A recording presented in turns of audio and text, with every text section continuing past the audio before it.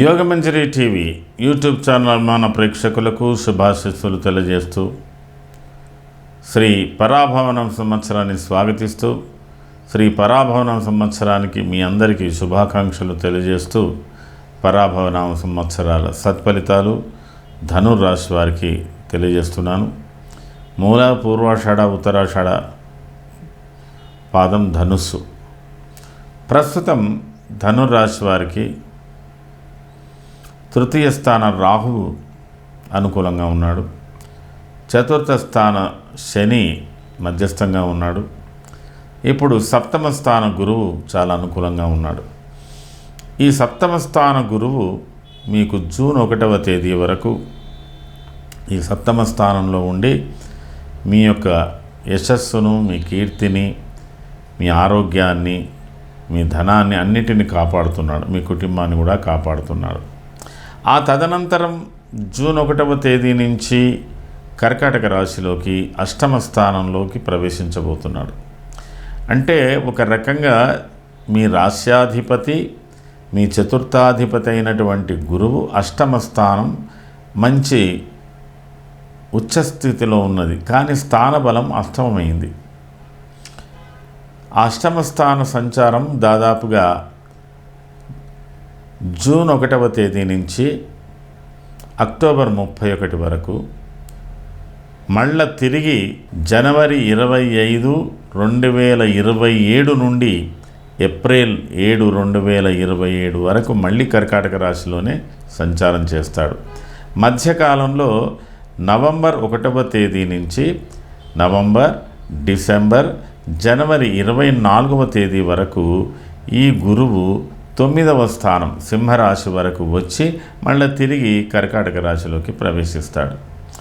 అంటే ఈ సంవత్సరంలో మిథునం, కర్కాటకం, సింహరాశి 3 రాశుల యొక్క ప్రయాణం జరుగుతున్నది. విశేషంగా ఈ ధనుర్రాశి వారికి నవంబర్ నుంచి జనవరి 24 వరకు ఉండేటువంటి ఫలితాలలో చాలా మంచి మార్పులు రాబోతున్నాయి, మంచి యోగాలు ఉండబోతున్నాయి.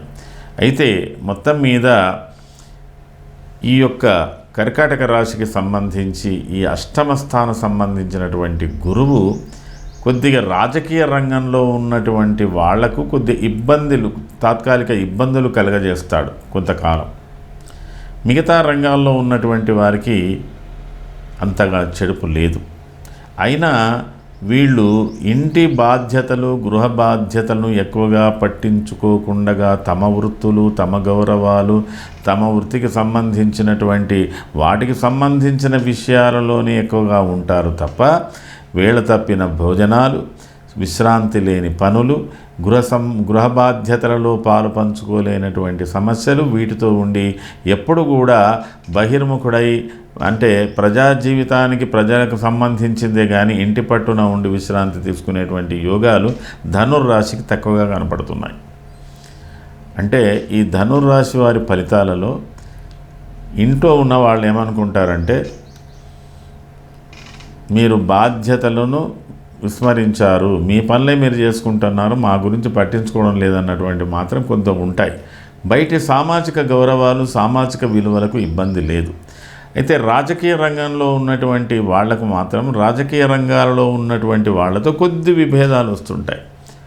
గాంభీర్యం గాత్రనాశనం అన్నాడు. ఇంకొకటి ఏంటి అంటే ఆరోగ్య విషయంలో కించిత్ భయం ఏర్పడుతుంది. తాను ఎంత ఒక పద్ధతిలో ఉన్నా ఆరోగ్య విషయంలో కొంత గాంభీర్యత, కొంత భయం ఏర్పడుతుంది. కాబట్టి ఆరోగ్య విషయంలో శ్రద్ధ తీసుకోవాల్సినటువంటి అవసరాలు ఎక్కువగానే ఉంటాయి. తర్వాత కొద్దిగా తెలిసి తెలియకుండా ఇన్ఫీరియారిటీ, కొద్దిగా న్యూనతాభావం కూడా పెరిగే అవకాశాలు ఉంటాయి. అయితే మిగతా గ్రహాల యొక్క సపోర్టు వేరే రకంగా ఉంటుంది, దాన్ని బట్టి కూడా చూసుకోవాలి. ఏది ఏమైనా అంత చెడుపు మాత్రం లేదు. కొద్ది న్యూనతాభావంతో ఇబ్బందులు లేకుండా బయటపడతాడు.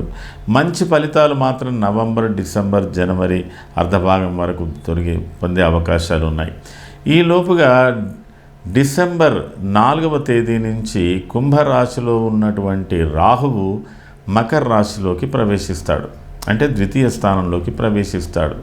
శని భగవానుడు అక్కడే ఉన్నాడండి, ఆయన ఇబ్బంది ఏం లేదు, ఆయన ఉండే తీరుగా ఉన్నాడు. ఈ 2వ స్థానంలోకి వచ్చినప్పుడు కూడా, ఈ యొక్క రాహువు 2వ స్థానంలోకి వచ్చినప్పుడు కూడా కొద్దిగా మార్పులు అవుతాయి.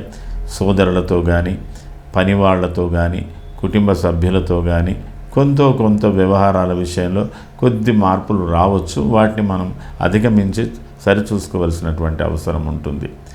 ముఖ్యంగా ఈ పరాభవనామ సంవత్సరంలో ధనుర్రాశి వారికి పంచమాధిపతి అయినటువంటి కుజుడు, వ్యయాధిపతి అయినటువంటి కుజుడు ఈ సంవత్సర కాలంలో కర్కాటక రాశిలో సెప్టెంబర్, అక్టోబర్లో అట్లా సంచారం ప్రారంభం చేస్తూ నవంబర్, డిసెంబర్ వరకు కర్కాటక సింహంలోకి వచ్చి మళ్ళీ గురువు, కుజుడు ఒకేసారి వక్రించి మళ్ళీ సింహరాశిలోకి రావడం అనేది ఒక ప్రత్యేకత.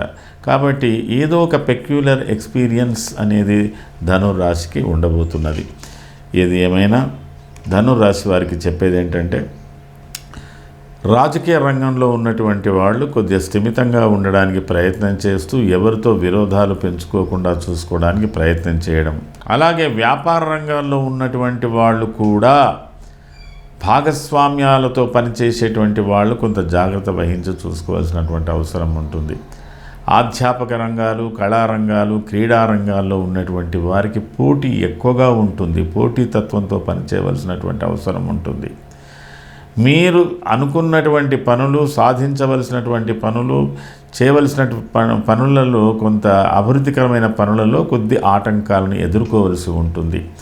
ఏది ఏమైనా మీరు అగౌరవపడకుండా, మీ కీర్తి ప్రతిష్టలకు భంగం కలగకుండా, మీ ఆరోగ్యాలకు దెబ్బ తగలకుండా ఉండడానికి ప్రయత్నం చేస్తూ మీ వ్యవహారాలు చూసుకున్నట్టయితే మంచి ఫలితాలే మీరు పొందగలుగుతారు.